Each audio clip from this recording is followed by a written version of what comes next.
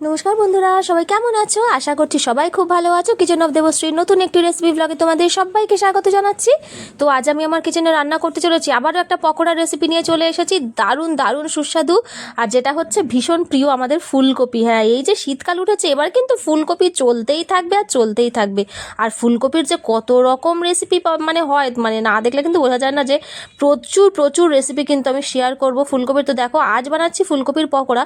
তো ফুলকপির পকোড়া কিন্তু অনেকভাবে করে, বেসন গুলে নিয়ে সেই ব্যাটারে ডিপ করে করে, কিন্তু আমি আজকে একদম অন্যভাবে কিন্তু পকোড়াটা বানাবো। তোমরা দেখতে থাকো, ভিডিওটা পুরো জুড়ে আমার সাথে থাকো, তাহলে কিন্তু দেখতে পাবে, বুঝতে পারবে যে কতটা সুস্বাদু হয় এই ফুলকপির পকোড়া খেতে। আর একদমই অন্যরকম, আর একদম পকোড়াটা হবে পুরো কুড়মুড়ে। তো দেখো, এখানে কিন্তু ফুলকপিগুলোকে ঠিক এইভাবে কিন্তু আমি কেটে নিয়েছি, একটু ছোটো ছোটো টুকরো করেছি, খুব একটা বেশি ছোটো না আবার খুব বড় না, মোটামুটি টুকরো করে কেটে নিয়েছি আমি।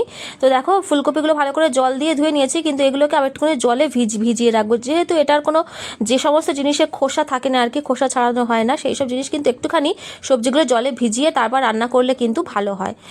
যত আবর্জনা নোংরা থাকে সমস্ত কিন্তু জলের মধ্যে কিন্তু বেরিয়ে যায়। প্লাস এগুলো যে যদিও বা সার দিয়ে যদিও বা হয়ে থাকে চাষ, তো সেইগুলো সেই সারের সমস্ত ক্ষতিকারক জিনিসগুলোও কিন্তু এই জলের সাথে বেরিয়ে যায়। তো দেখো, খানিকক্ষণ জলের মধ্যে ভিজিয়ে রাখার পর আমি কিন্তু এই যে জলটাকে ঝাড়িয়ে নিয়েছি, নিয়ে কিন্তু এর মধ্যে দিয়ে দিচ্ছি সামান্য একটু পরিমাণে হলুদ দিয়েছি সামান্য পরিমাণে, আর নুন দিয়েছি পরিমাণ মতো।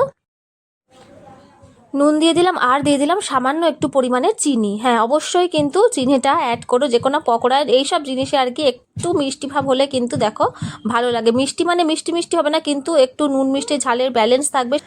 তো দেখো, এইগুলো দিয়েই কিন্তু এই যে নুন হলুদ আর হচ্ছে দিয়ে দিলাম চিনি, তার মধ্যে দিয়ে দিচ্ছি দেখো এই যে শুকনো বেসন। আমি কিন্তু কোনো ব্যাটার গোলা তৈরি করব না, এই ফুলকপিটার মধ্যেই কিন্তু এরকম শুকনো বেসন আমি কিন্তু ইউজ করছি। এখানে মোটামুটি 4-5 চামচ মতো দিলাম। আর এখানে দেখো, একটা মিডিয়াম সাইজের টমেটো আমি কেটে নিয়েছি, আর নিয়েছি 4-5টা মতো কাঁচা লঙ্কা কুচি করে নিয়েছি। নিয়ে এগুলো সব কিন্তু একসাথে ঠিক এইভাবেই কিন্তু আমি মাখবো, একদম জল ছাড়া। কোনো রকম জল কিন্তু আমি দেব না। এই যে এইভাবে কিন্তু শুকনো শুকনো কিন্তু একদম এই ফুলকপির সাথে এই জিনিসটা মাখবো। আর এইভাবেই যদি মাখা যায় না, তাহলেই কিন্তু ফুলকপির পকোড়াটা একদম হবে কিন্তু কুড়মুড়ে, ঠিক একদম কুড়মুড়ে হবে এই ফুলকপির পকোড়াটা যদি এইভাবে কিন্তু মাখা যায়। তো দেখো, বাটিটা না এত ছোট হয়ে গেছে আমার, কিন্তু এর মধ্যে মাখতে বেশি অসুবিধা হচ্ছিলো, তাই জন্য কিন্তু একটু বড় এই যে প্লেটটার মধ্যে কিন্তু নিলাম, যার মধ্যে লঙ্কা কুচানো আছে অলরেডি। তো সেই কুচানো লঙ্কার মধ্যে নিয়ে নিচ্ছি, আর লঙ্কাগুলো এর সাথে কিন্তু ভালোভাবে একসাথে মেখে নেব। আর টমেটোটা দেওয়া, কেন টমেটোটা দিলে কিন্তু বেশ ভালো একটা স্বাদ আসে এই ফুলকপির পকোড়ার মধ্যে। একবার অবশ্যই কিন্তু এইভাবে করে খাবে, যারা যারা কখনো এইভাবে আমার মতো এই স্টাইলে করে খাওনি, একবার অবশ্যই কিন্তু ট্রাই করো। কথা দিচ্ছি, এরকমভাবে বানালে না প্রত্যেকবার পকোড়া কিন্তু তুমি এইভাবেই বানিয়ে থাকবে।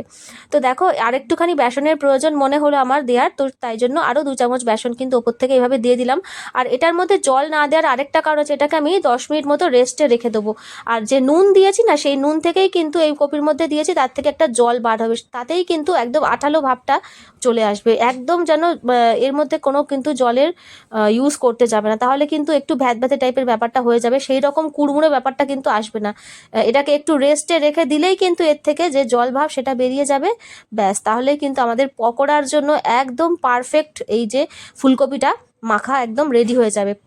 তো এই যে আমি এটাকে এখন 10 মিনিট রেস্টে দেবো, তারপরে চলে যাচ্ছি হচ্ছে এই যে কড়াই অলরেডি তেল দিয়ে দিয়েছি। আর আমার না ফার্স্ট ব্যাচটা আমি ভেজেছি, একটু ভুল হয়ে গেছে, ক্যামেরাটা আমার অন করতে আমি ভুলে গেছি কিনা জানি না। একটা ব্যাচ আমি কিন্তু ভেজে নিয়েছি, তারপর এটা দিচ্ছি আমি সেকেন্ড ব্যাচ। তো জানি না কিভাবে আমার মিস হয়ে গেছে প্রথম ব্যাচটা, তাই জন্য তেলটা কিন্তু এরকম লাগছে দেখতে। তো সাদা তেলই দিয়ে দিয়েছিলাম কড়ার মধ্যে, দিয়ে কিন্তু এই যে একবার একটা ব্যাচ ভেজে তুলে নিয়েছি, তারপরে কিন্তু এই ব্যাচটা দেখো ছাড়ছি। এই যে ফুলকপি ঠিক এইভাবে কিন্তু দিয়ে দেবে তেলের মধ্যে, কোনো রকম ইয়ে করার দরকার নেই যে একটা একটা করে তুলে তুলে দিতে হবে। এইরকম অনেকগুলো একসাথে নিয়েই কিন্তু তেলের মধ্যে ছেড়ে দেওয়া যাবে। আর এগুলো এত সুন্দর কুড়কুড়ে হয় না খেতে, কি বলবো, এখন বলছি ভয়েস দিচ্ছি আমার কিন্তু মুখে জল চলে আসছে। এই যে এই হচ্ছে ফুলকপিগুলো দেখে, কেন বলো তো, ভীষণ ফুলকপি ভালোবাসি, ফুলকপি ভীষণ ভীষণ প্রিয়। মানে ফুলকপির যাই দাও না কেন, যে কোনো জিনিস দেখবে ফুলকপির এই ভালো লাগে। এই শীতের সিজনে বলে, এখন তো সারা বছর যদিও পাওয়া যায়, কিন্তু শীতের সিজনে এই সবজির মজাই কিন্তু আলাদা। যে সবজি যে সিজনে পাওয়া যায় সেটার স্বাদই কিন্তু একদম আলাদা হয়। তো দেখো এখানে কিন্তু আমি এই যে এটা ভেজে নিলাম, আর একটা ব্যাচ ভাজলেই কিন্তু আমার সমস্ত কপিগুলো ভাজা হয়ে যাবে। খুব একটা ডুবো তেলে কিন্তু আমি ভাজি না, তোমরা যারা আমার রান্না দেখো প্রতিনিয়ত তারা জানো খুব বেশি তেল মানে রিইউজ যাতে না করতে হয় তাই জন্য কিন্তু মোটামুটি অল্প তেলেই আমি ভেজে থাকি। তো দেখো সমস্ত পকোড়াগুলো কিন্তু আমি ভেজে নিয়েছি। আর নিরামিষের দিনে এই ডালের সাথে মানে একদম পাতলা মসুরির ডাল হবে, তার সাথে এরকম পকোড়া হলে না আর কিছুই চাই না। তো নেক্সট যখন তোমাদের কখনো নিরামিষ হবে না, অবশ্যই কিন্তু আমার এই ফুলকপির পকোড়া রেসিপিটা ট্রাই করে দেখো। কথা দিচ্ছি এত দারুণ টেস্টি হয় না, আমাকে কিন্তু কমেন্ট করে জানাবে যে হ্যাঁ দিদিভাই সত্যিই খুব ভালো হয়েছিল খেতে। তো যারা যারা খাওনি এখনো অবধি এইভাবে অবশ্যই ট্রাই করে দেখো। যারা নতুন বন্ধুরা আমার ভিডিওটা দেখছো সবাইকে অনুরোধ করবো চ্যানেলটাকে সাবস্ক্রাইব করে পাশে থাকার জন্য। যারা অলরেডি সেই কাজটা করে দিচ্ছে তাদের সবাইকে অনেক অনেক ভালোবাসা আর অনেক ধন্যবাদ ভিডিওটা জুড়ে এতক্ষণ অবধি আমার সাথে থাকার জন্য। তো চলো সবাই খুব ভালো থেকো, সুস্থ থেকো, দেখা হচ্ছে পরের একটা ভিডিওতে। আবার নিয়ে আসবো নতুন কোনো একটা রেসিপি তোমাদের সামনে। প্রত্যেক দিনই আমার চ্যানেলে ভিডিও আসে, তো তোমরা সবাই যুক্ত থেকো, সবাই ভালো থেকো, সুস্থ থেকো, দেখা হচ্ছে পরের